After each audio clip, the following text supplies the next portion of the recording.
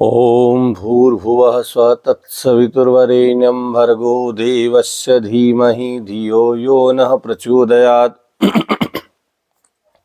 भाइयों बहनों, आज हम एक महत्वपूर्ण प्रसंग पर चर्चा करेंगे जो मानव जीवन से संबंधित, आत्मा परमात्मा से संबंधित है। कथा को प्रारंभ करें, प्रसंग को, उसके पहले आपसे निवेदन है कि आप हमारे YouTube चैनल प्रकाश मार्ग को लाइक करें, शेयर करें, सब्सक्राइब करें। ज्ञान की यह चर्चा निरंतर आप तक पहुंचती रहे, आपका और हमारा इस प्रकार से संपर्क बना रहे, इस भाव से हम इस प्रसंग को शुरू करते हैं। भाइयों बहनों, श्रीमद् भागवत महापुराण में सुखदेव जी महाराज राजा परीक्षित को ज्ञान गंगा का पाठ करा रहे थे। श्रीमद् भागवत के माध्यम से 6 दिन बीत चुके थे।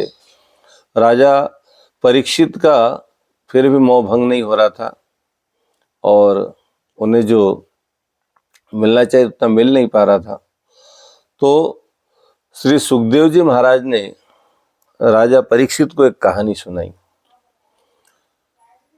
कहानी ये थी, एक राजा जंगल में भटक जाता है और भटक जाता है, रात हो जाती है, उसको कहीं आश्रय नहीं दिखाई देता, जंगली जानवरों से खतरा। जंगल में एक कुटिया दिखी, राजा वहां पहुंचे। राजा ने आवाज लगाई, कुटिया से कोई बाहर आया नहीं। राजा स्वयं एक कुटिया के अंदर घुस गया।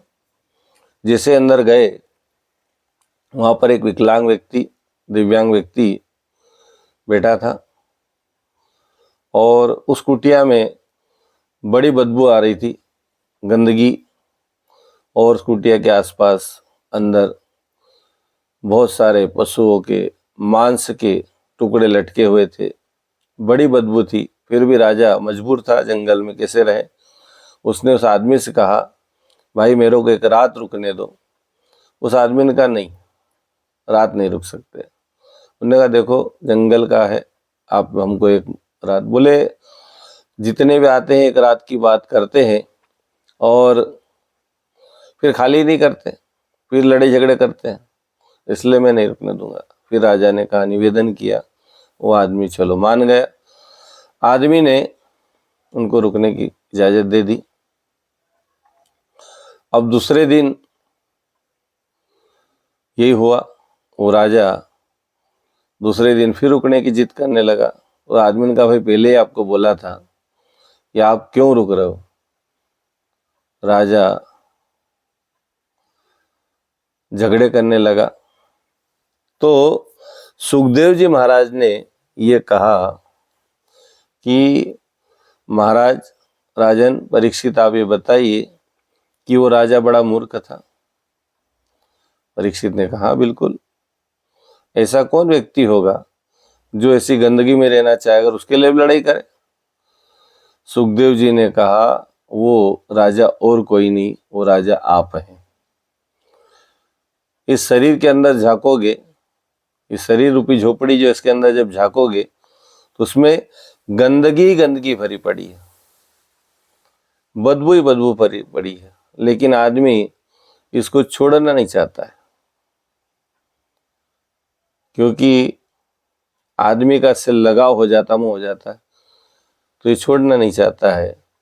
और इस प्रकार से जब राजा परीक्षित को समझाया तो उनको समझ में हो गया, आत्मबोध हो गया, और फिर वो मरने से नहीं डरते और मोक्ष को प्राप्त हुए। कहानी का जो मूल सार वो ये है कि हर व्यक्ति अपने शरीर से लगाव रखता है और शरीर एक न एक दिन छोड़ के जाना है। शरीर के अंदर यदि झांकेंगे तो बहुत सारी गंदगियां भरी पड़ी है जो निरंतर किसी न किसी रास्ते से निकलती रहती है। हम कोशिश करें इस शरीर को जाने, आत्मा को जाने, परमात्मा को जाने, और मानव जीवन जो हमें मिला इसका सदुपयोग करें। नहीं तो हमें भी एक न एक दिन ऐसा पछताना पड़ेगा। मूर्खता हमारी भी है कि हम भगवान की दी हुई इस दिव्य संपदा को ऐसे ही गवा रहे हैं और आलस्य प्रमाद से लेकर सारे दोष द्रोण हमारे जीवन में आ चुके, व्यसन से फैशन से लेकर, और शरीर को सजाने में हम लगे हुए हैं। शरीर क्षणभंगुर है, कभी भी इसकी मृत्यु आएगी। मृत्यु कभी भी आ सकती, परम पूज्य गुरुदेव ने लिखा है मृत्यु कभी भी आ सकती है और इस सुंदर कलेवर को देखते देखते राग की ढेरी बना सकती। इसलिए हम कोशिश करें कि इस जीवन को इतना शानदार जिए, आत्मा, परमात्मा, जीवात्मा, देवात्मा सभी प्रसन्न हो जाए, ऐसा जीवन जीने का हम भाव करें, प्रयास करें। नहीं तो एक न एक दिन शरीर तो छोड़ना ही है, सबको छोड़ना है। कोई राजी से छोड़ेगा, कोई नाराजी से, कोई मजबूरी में, पर शरीर सबको छोड़ के जाना है, साथ कुछ जाना नहीं है।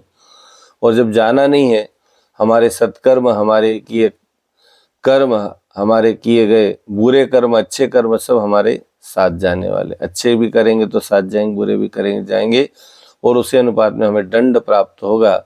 इसलिए हम प्रयास करें जीवन को शानदार जिए और उस राजा की तरह मूर्खता न करें कि हम गंदगी में पड़े रहें। भाई आज नहीं तो कल, इसलिए कहा है कि काया कुटिया निराली, और ये करना पड़ेगी खाली। जिंदगी एक किराए का घर है, आज नहीं तो कल इसको खाली करना ही पड़ेगा। हर मनुष्य को इस शरीर को छोड़ना ही होता है। हजारों हजारों नहीं, लाखों लाखों नहीं, करोड़ों करोड़ों लोगों ने इस शरीर को छोड़ दिया और जीवन को शानदार श्रेष्ठ कर बना लिया। हम भी ऐसा प्रयास, ऐसा भाव पैदा करें जीवन में कि हम जीवन को बड़ा शानदार जी पाएं। हमारे जीवन जीने पर भी लोग गर्व करें कि साहब जिए तो ऐसे जिए, और हमारे मरने पर भी लोग गर्व करें कि मरे तो ऐसे मरे कि लोग इतिहास बना जाए। ऐसा जीवन जीने का भाव हमारे अंदर आना चाहिए। यही हमारी सद्प्रेरणाएं हैं। परम पूज्य गुरुदेव कहते हैं कि सद्बुद्धि की शरण में जाने से व्यक्ति को आत्मबोध होता है, और आत्मबोध जब हो जाता है तो फिर आदमी समझ जाता है कि दुनिया में कोई सार नहीं है। दुनिया के लिए हम क्या बेहतर कर पाएँ, दुनिया में हम कितना अच्छा कर पाएँ, अपने लिए, अपने आत्म तत्व को विकसित करने के लिए जितना प्रयास और पुरुषार्थ किया जाए, वही हमारे साथ जाने वाला है। इसके अलावा कोई साथ जाने वाला नहीं है। और ये हमें बोध हो जाना चाहिए, जिसे राजा परीक्षित को हो गया था कि हर मनुष्य को 7 दिन में ही मरना है। हर व्यक्ति की मृत्यु 7 दिन में ही होगी। राजा परीक्षित को श्राप लगा था, आज इस धरती के प्रत्येक व्यक्ति को भी श्राप लगा हुआ है, हर व्यक्ति 7 दिन में मरेगा।